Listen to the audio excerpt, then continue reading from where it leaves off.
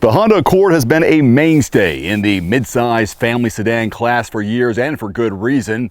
Affordability, practicality, great driving dynamics, and a comfortable cabin. And with the hybrid, which we have this week, you get up to 48 miles per gallon. What an amazing combination. Today, some pros and cons, what's new for 2021, as well as some demonstrations and a driving demo as well.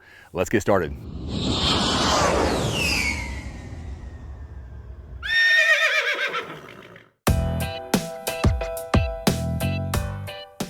Let's begin with the pros and cons of the Accord. The pros: a practical and well-designed midsize family car. Excellent fuel efficiency, especially with our hybrid.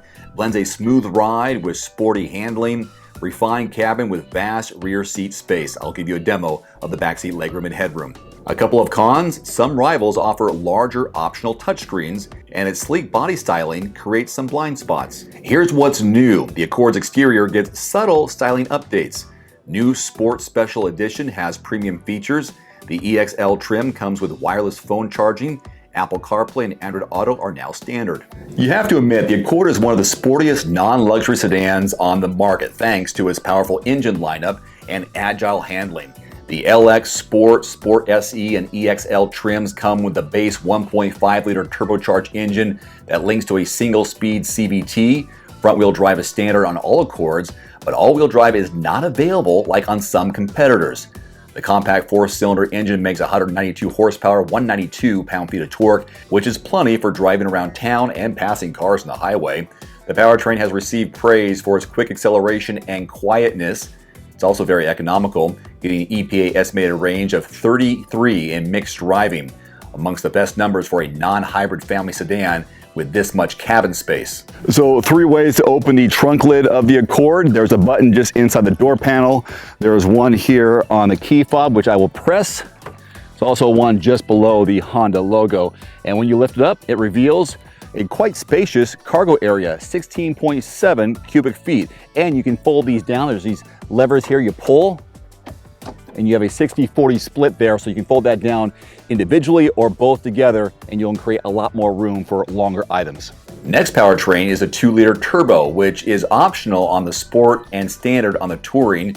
It generates 252 horsepower, 273 pound-feet of torque, and this engine connects to a 10-speed automatic transmission.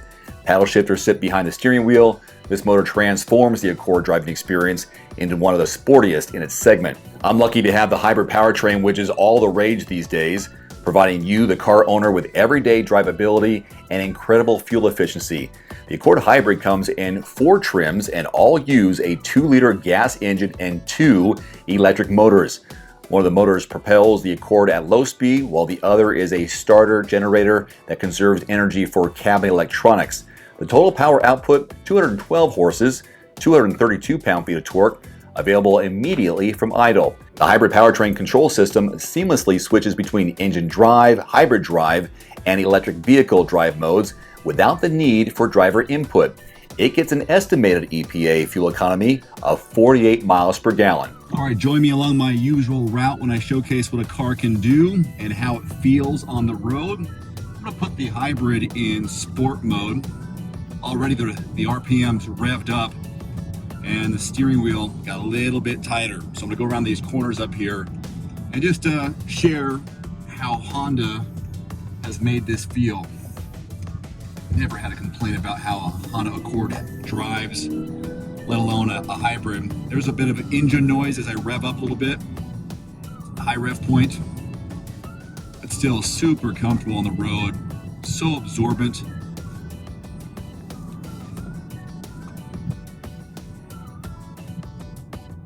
Very little body roll.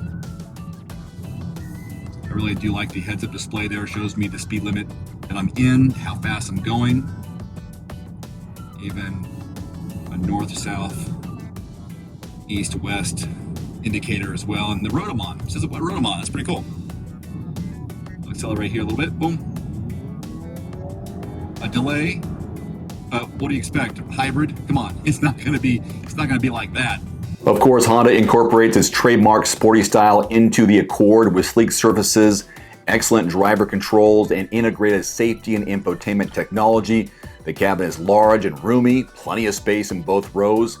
Rear seat passengers get over 40 inches of legroom, which is nearly best in class, and gives the Accord the feel of a larger vehicle. All right, looks like Hershey beat me to the punch. I'm gonna give you a real-world backseat legroom and headroom. Hirsch, what's going on? There we go. So I'm 5'11", this is my position as the driver up front, so me sitting behind myself in real-world conditions, and there's plenty of room. Mid-size might as well be a full size based on what it feels like in terms of comfort. And headroom is decent as well for the class, and overall cabin comfort, top notch. And for those of you who need to be charged up on the go, there are a pair of USB ports in the middle. Honda tends to have some of the best in-cabin storage options, and the Accord doesn't disappoint with deep door bins, an expansive center console cubby, and several trays for small items. Another Honda trademark is meticulous interior quality. The materials used throughout the cabin feel premium and well crafted with virtually no panel gaps.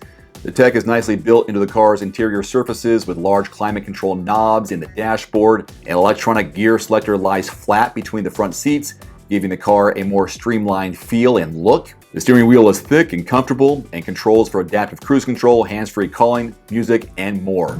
All right, we're approaching the highway. I've adjusted what I can see in the heads-up display. There's a button here in the steering wheel.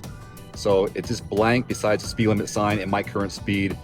I can add the cruise control. Now here's the direction I'm going plus the road I'm on, speed limit sign, and then power and charging. So when I hit the accelerator, it goes into the power and shows what I'm using. Unfortunately, I've got a vehicle in front of me, so I can't really accelerate too fast without catching up to him. A little bit though. You can see the instrument cluster, how it dips into the power. Average fuel this week, right around 35 miles per hour, 35 miles per gallon. And hopefully I'll have a car enter my blind spot over here. You'll see the lights up in the side mirror. I'll have to slow down for that. Gives me a chance to talk about the layout of the cabin. Beautiful infotainment screen here, color. Got the Apple CarPlay, Android Auto. I got a wireless charging pad down below. Power flow. See how the engine and battery are interacting. Navigation, obviously, I can see where I am in the map. Okay, here comes the blind spot to my left. So you can see in the side mirror when it goes off. So when they drove it over here from Seattle, they were averaging over 41 miles per gallon.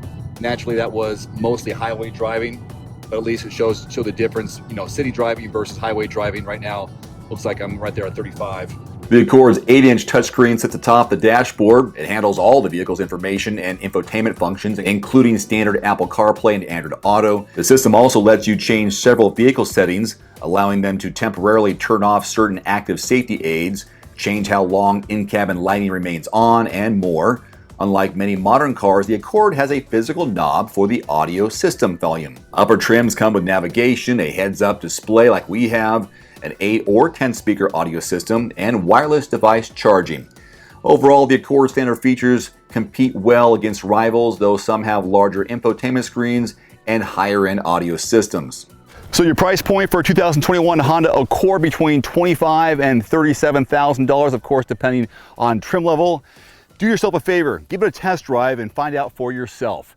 Until next time, I'm Dave Erickson. Thanks for watching. See you next time. Adios. One final note, if you are in the market for a new vehicle soon, great. Connect with your local dealership and price and test drive at least 3 different vehicles. A vehicle's strengths and weaknesses can only be discovered when you are behind the wheel. My reviews can be good, but you need to test drive these yourself. Visit quotes.everymandriver.com, select the make, model, and your zip code, and you'll get invoice pricing in your area on those vehicles. Shop smarter with price quotes at quotes.everymandriver.com. Thanks for watching. Please click subscribe and give us a thumbs up. See you next time.